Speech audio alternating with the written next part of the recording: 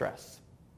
So we're going to talk about 3 research-based tools that can help you move from distress to eustress or no stress. And again, the mapping of these tools is that they're going to be helpful towards productivity, again, moving you to the better side of the Yerkes-Dodson law. They're also going to be helpful for physiology. That could be your blood pressure, heart rate, again, the allostatic load, and you can practice it at work or at home. So the first one is a buzzword. If you go into favorite bookstore or see a magazine rack somewhere in the airport, you'll probably see this word somewhere, which is mindfulness. And I'll just put this as 2 words here, even though it's one, mindfulness. Yes, it does meet our requirements, productivity, physiologically. You can practice at work or at home. And again, it's a big buzzword. The New York Times just had a big story on this. And a lot of this is about what it does for us and how to do it. But again, what's the research on this?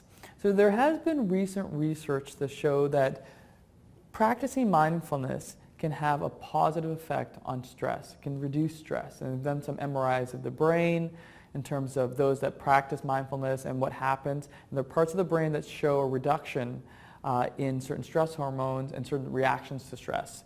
Now the research is still relatively new. The concept of mindfulness being practiced in the West is a recent phenomenon. So I can't say with certainty, you practice mindfulness, you'll get this. But the research is trending towards this is helpful. And again, you can practice it at work or at home. Now there is a difference between mindfulness and meditation. And it's not a big difference, but again, I want to make this practical for you.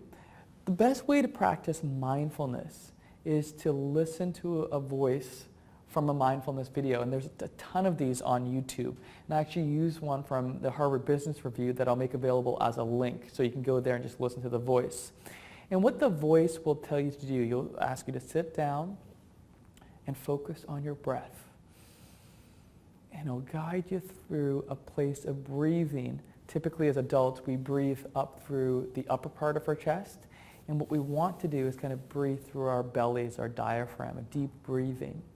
And I'll ask us to get into this rhythm of breathing of every maybe 5 to 10 seconds. Inhaling, exhaling. The wonderful thing about guided mindfulness is, again, you're listening to the voice, so you don't have to remember this. And there are a lot of apps you can use. I use Calm. That's one of the better selling apps right now. That, again, just has these voices, different backgrounds, that gets you into this rhythm of breathing, and also a frame of thinking. Because you're not going to sleep with this. You are having thoughts come into your mind, but what the guided mindfulness will have you do is just take those thoughts and push them aside. Don't pay any mind to it. It's okay that thoughts are coming in. Maybe it's a car horn, maybe it's someone yelling, whatever it might be, and the voice will just say, don't worry about it, let it pass by. Now that's a difference between mindfulness and meditation. Meditation really, in the Eastern philosophical sense of the word, is really not having any thoughts come into your consciousness. Very difficult. With mindfulness, it's okay if thoughts come in and out. It's just to push it on by as they come in and out. And guided mindfulness can help. And the research on how often to practice this is not solidified. You know, I have trouble with this. Again, not everyone will find it easy. I have a busy brain. My brain is always talking to me, lots of thoughts and ideas. And so it's a struggle, but the research is trending towards it's helpful. And personally, as I've been doing it, I've felt it relieve stress. But again, for some people it might be really easy because they don't have all these thoughts coming in their heads. Others, it can be really hard. But the research shows that this could be something that's beneficial to stress. The second item that I'd like you to consider is help others. I'm going to write others down here. This one checks off all 4 boxes. Help others. And this is a research paper that provided a direct link between mortality and stress and helping others in the workplace.